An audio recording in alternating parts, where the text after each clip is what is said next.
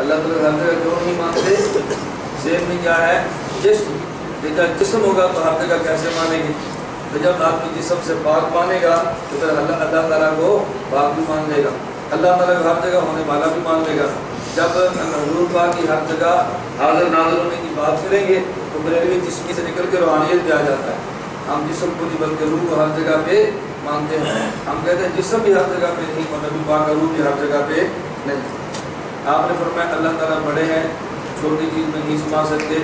ایک حدیث میں اللہ تعالیٰ مومنوں کے دل میں سما جاتے ہیں. اب یہاں پر اللہ تعالیٰ جو کیا ہے, اللہ بشر بڑا ہے لیکن دل چھوٹا ہے.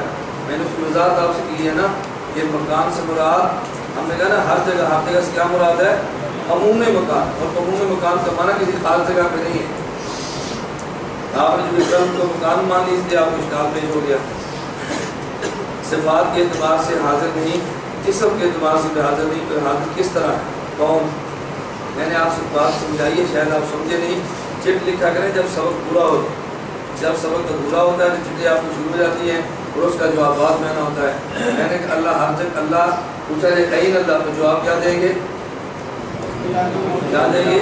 موجود بلا مکان کو سمجھاتے کہتے ہیں حاضر اور ناظر.